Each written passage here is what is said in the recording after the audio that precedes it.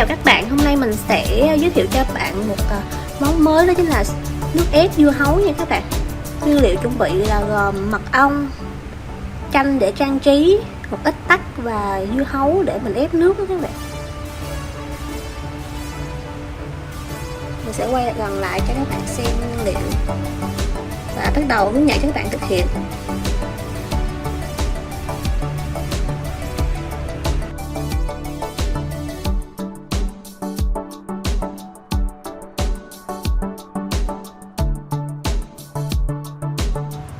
Bắt đầu mình sẽ cắt dưa hấu ra trước nha các bạn. Mình sẽ cắt dưa hấu làm đôi.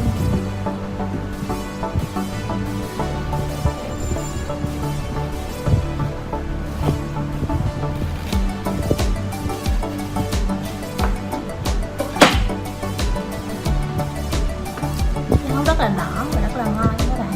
Và mình sẽ làm một nửa trước.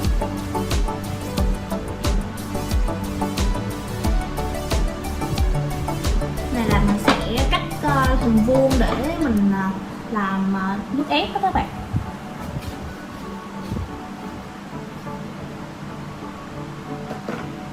Mình sẽ lấy vỏ ra nha các bạn.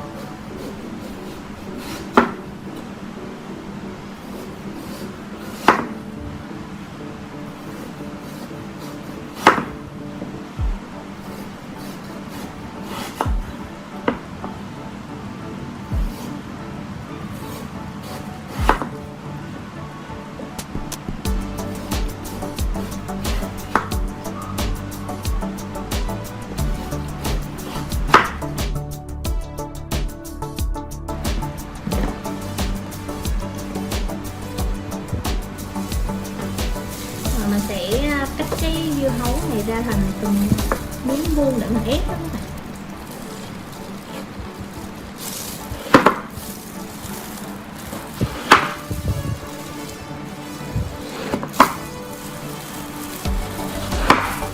Ép nhỏ rồi đó mình ép cho dễ. Tiếp tục.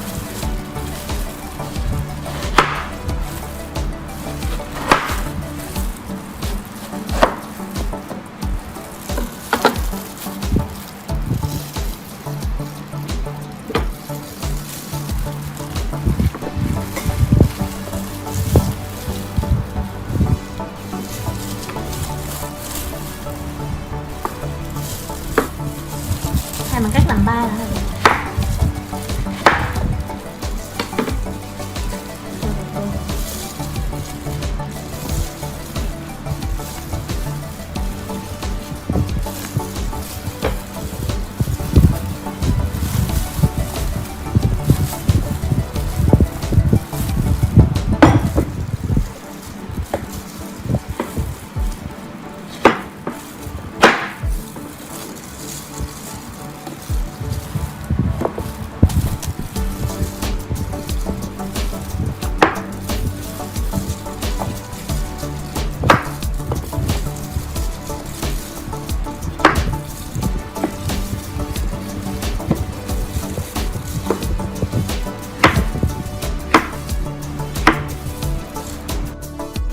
Mình sẽ bỏ hết vào tô nha các bạn.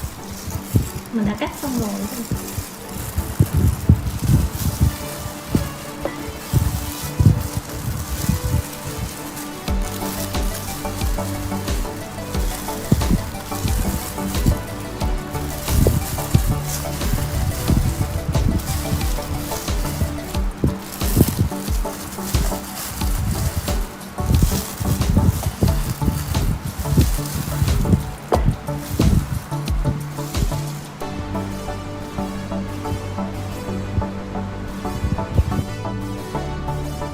Bây giờ mình sẽ ép dưa hấu vào xay ra nha các bạn.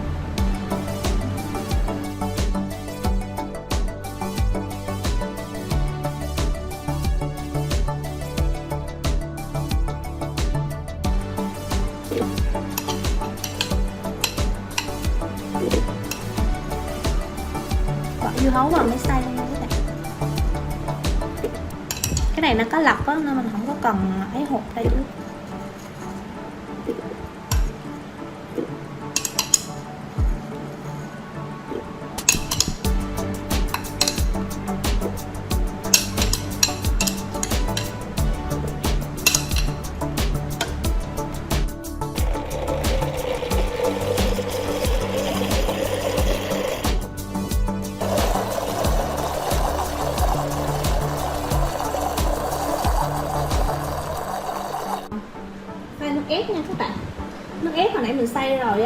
giờ mình sẽ đổ một ít vào ly.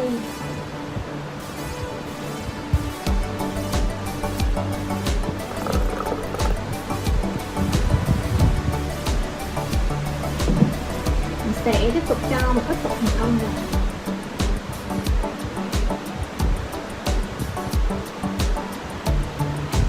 Tầm khoảng 15ml đến 20ml mật ong, thì mình uống lại cho ngọt các bạn. Mới về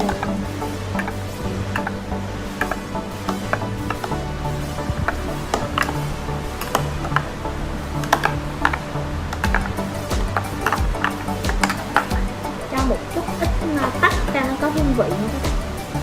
Tầm nửa quả tắc nặng lòng. Sau đó là mình sẽ cho đá vào.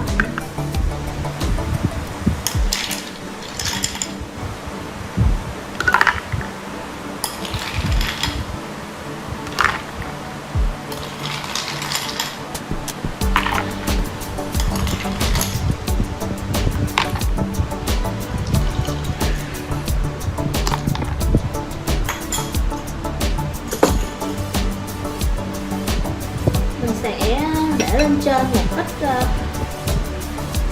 để trang trí.